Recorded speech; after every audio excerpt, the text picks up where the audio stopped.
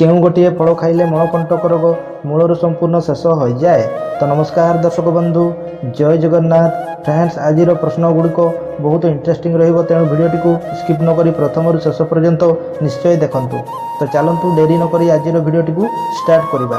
Show friends, ଆଜିର ପ୍ରଥମ ପ୍ରଶ୍ନଟି ହେଉଛି, କେଉଁ ଦେଶରେ ପ୍ରଥମେ ମଣିଷ ଜନ୍ମ ହୋଇଥିଲା? ଅପସନ୍ ଏ ଭାରତ ଦେଶରେ, ଅପସନ୍ ବି ଚୀନ ଦେଶରେ, ଅପସନ୍ ସି ଆଫ୍ରିକା ଦେଶରେ ଏବଂ ଅପସନ୍ ଡି ଅଷ୍ଟ୍ରେଲିଆ ଦେଶରେ। ଫ୍ରେଣ୍ଡସ୍, ଯଦି ଆପଣମାନେ ଏହି ପ୍ରଶ୍ନଗୁଡ଼ିକର ଆନ୍ସର୍ ଜାଣିଛନ୍ତି ତାହେଲେ କମେଣ୍ଟ ମାଧ୍ୟମରେ 5 ସେକେଣ୍ଡ ମଧ୍ୟରେ ଉତ୍ତରଗୁଡ଼ିକ ଦେଇପାରିବେ। ସମୟଟି ଆରମ୍ଭ ହେଉଛି ଏବେଠୁ।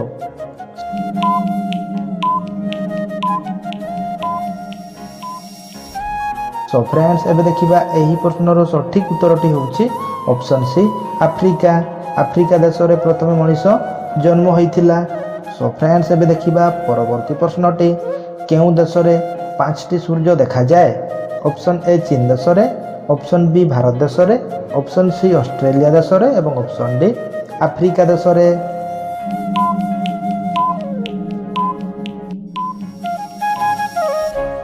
ସୋ ଫ୍ରେଣ୍ଡସ୍, ଏହାର ସଠିକ୍ ଉତ୍ତରଟି ହେଉଛି ଅପସନ୍ ଏ ଚୀନ ଦେଶରେ। ଚୀନ ଦେଶରେ 5ଟି ସୂର୍ଯ୍ୟ ଦେଖାଯାଏ। ସୋ ଫ୍ରେଣ୍ଡସ୍, ଏବେ ଦେଖିବା ପରବର୍ତ୍ତୀ ପ୍ରଶ୍ନଟି, କେଉଁ ମାଂସ ଖାଇଲେ ମଣିଷ ସୁସ୍ଥ ରହିଥାଏ? ଅପସନ୍ ଏ କଇଁଛ ମାଂସ, ଅପସନ୍ ବି ବାଦୁଡ଼ି ମାଂସ, ଅପସନ୍ ସି ଠେକୁଆ ମାଂସ ଏବଂ ଅପସନ୍ ଡି କଚିଆ ମାଂସ।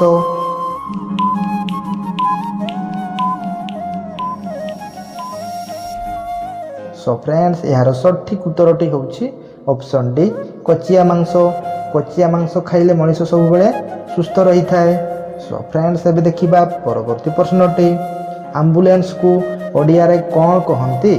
ଅପସନ୍ ଏ ସୁରକ୍ଷା ବାହନ, ଅପସନ୍ ବି ବିପଦ ବାହନ, ଅପସନ୍ ସି ଆପତକାଳ ବାହନ ଏବଂ ଅପସନ୍ ଡି ରକ୍ଷା ବାହନ।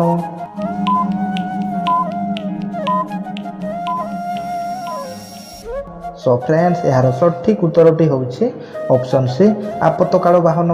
ଆମ୍ବୁଲାନ୍ସକୁ ଓଡ଼ିଆରେ ଆପତକାଳ ବାହନ ବୋଲି କୁହାଯାଏ। ସୋ ଫ୍ରେଣ୍ଡସ୍, ଏବେ ଦେଖିବା ପରବର୍ତ୍ତୀ ପ୍ରଶ୍ନଟି, ଶରୀରର କେଉଁ ଅଙ୍ଗ ସବୁବେଳେ ଓଦା ରହିଥାଏ? ଅପସନ୍ ଏ ମୁଣ୍ଡ, ଅପସନ୍ ବି ଗୋଡ଼, ଅପସନ୍ ସି ଜିଭ ଏବଂ ଅପସନ୍ ଡି ନଖ।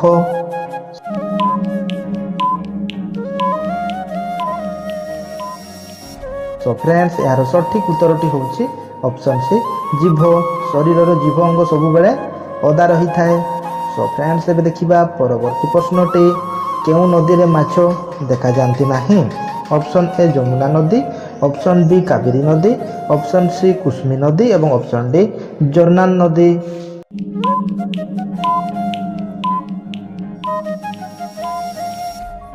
ସୋ ଫ୍ରେଣ୍ଡସ୍, ଏହାର ସଠିକ୍ ଉତ୍ତରଟି ହେଉଛି ଅପସନ୍ ଡି ଜର୍ନାନ ନଦୀ। ଜର୍ନାନ ନଦୀରେ ମାଛ ଦେଖାଯାଆନ୍ତି ନାହିଁ। ସୋ ଫ୍ରେଣ୍ଡସ୍, ଏବେ ଦେଖିବା ପରବର୍ତ୍ତୀ ପ୍ରଶ୍ନଟି, କେଉଁ ଜୀବ ଜୀବନ ସାରା ପାଣି ପିଏ ନାହିଁ? ଅପସନ୍ ଏ କୁମ୍ଭୀର, ଅପସନ୍ ବି କଙ୍ଗାରୁଇଟା, ଅପସନ୍ ସି ମାଛ ଏବଂ ଅପସନ୍ ଡି ବେଙ୍ଗ।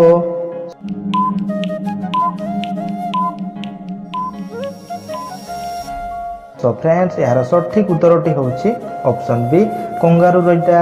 କଙ୍ଗାରୁଇଟା ଜୀବନ ସାରା ପାଣି ପିଏ ନାହିଁ। ସୋ ଫ୍ରେଣ୍ଡସ୍, ଏବେ ଦେଖିବା ପରବର୍ତ୍ତୀ ପ୍ରଶ୍ନଟି, କେଉଁ ଦେଶର ଲୋକମାନେ ସାପକୁ ଖାଇଥାନ୍ତି? Option A Australia, option B ଚୀନ, ଅପସନ୍ ସି ଭାରତ ଏବଂ option D America.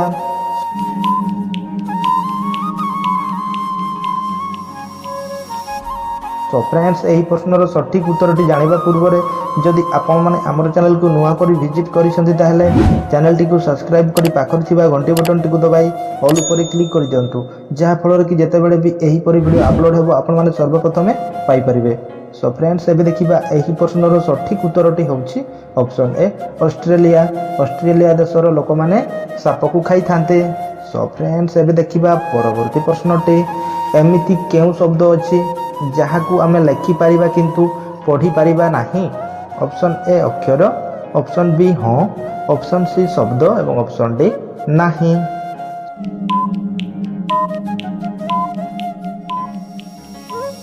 Show friends, ଏହାର ସଠିକ୍ ଉତ୍ତରଟି ହେଉଛି ଅପସନ୍ ଡି ନାହିଁ। ସୋ ଫ୍ରେଣ୍ଡସ୍, ଏବେ ଦେଖିବା ପରବର୍ତ୍ତୀ ପ୍ରଶ୍ନଟି, ସିନ୍ଦୁର କେଉଁ ଗଛରୁ ତିଆରି ହୋଇଥାଏ? ଅପସନ୍ ଏ ଜାମୁ ଗଛର ଫଳ, ଅପସନ୍ ବି ମନ୍ଦାର ଫୁଲ, ଅପସନ୍ ସି କମିଲା ଗଛର ଫଳ ଏବଂ ଅପସନ୍ ଡି ନାଲି ଚନ୍ଦନ।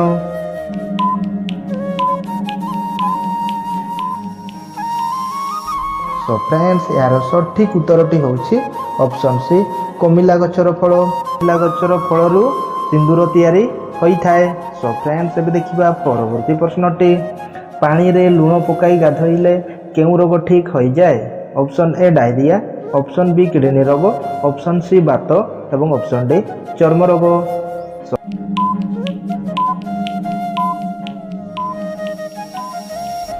ଫ୍ରେଣ୍ଡସ୍ ଏହାର ସଠିକ୍ ଉତ୍ତରଟି ହେଉଛି ଅପସନ୍ ଡି ଚର୍ମ ରୋଗ।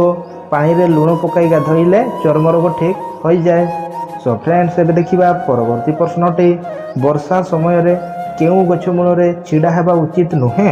ଅପସନ୍ ଏ ମହୁଲ ଗଛ, ଅପସନ୍ ବି ଚନ୍ଦନ ଗଛ, ଅପସନ୍ ସି ବରଗଛ ଏବଂ ଅପସନ୍ ଡି ନିମ୍ବ ଗଛ।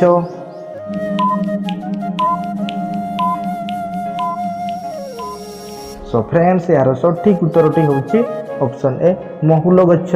ବର୍ଷା ସମୟରେ ମହୁଲ ଗଛ ମୂଳରେ ଛିଡ଼ା ହେବା ଉଚିତ ନୁହେଁ। ସୋ ଫ୍ରେଣ୍ଡସ୍ ଏବେ ଦେଖିବା ପରବର୍ତ୍ତୀ ପ୍ରଶ୍ନଟି। ଚାଉଳ ପାଣିରେ ମୁଣ୍ଡ ଧୋଇଲେ କେଉଁ ରୋଗ ଠିକ୍ ହୋଇଯାଏ?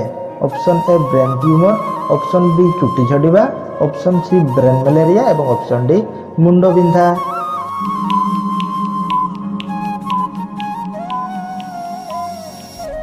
ସୋ ଫ୍ରେଣ୍ଡସ୍ ଏହାର ସଠିକ୍ ଉତ୍ତରଟି ହେଉଛି ଅପସନ୍ ବି ଚୁଟି ଝଡ଼ିବା।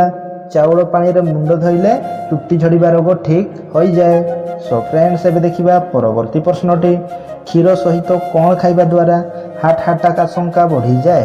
ଅପସନ୍ ଏ ମୁଗ ଡାଲି, ଅପସନ୍ ବି ବାଦାମ, ଅପସନ୍ ସି ରୁଟି ଏବଂ ଅପସନ୍ ଡି ବିରି ଡାଲି।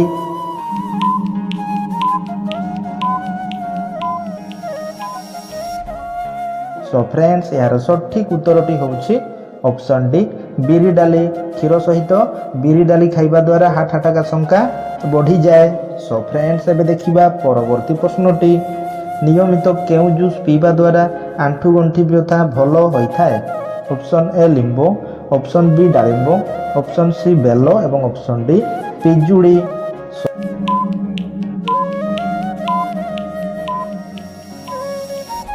ସୋ ଫ୍ରେଣ୍ଡସ୍ ଏହାର ସଠିକ୍ ଉତ୍ତରଟି ହେଉଛି ଅପସନ୍ ବି ଡାଳିମ୍ବ।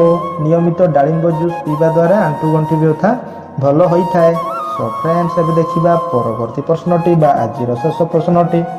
କେଉଁ ଫଳ ଖାଇଲେ ମଳକଣ୍ଟକ ରୋଗ ମୂଳରୁ ସମ୍ପୂର୍ଣ୍ଣ ଶେଷ ହୋଇଯାଏ? ଅପସନ୍ ଏ ଜାମୁକୋଳି, ଅପସନ୍ ବି ଖଜୁରୀ, ଅପସନ୍ ସି ଅମୃତଭଣ୍ଡା ଏବଂ ଅପସନ୍ ଡି ତରଭୁଜ।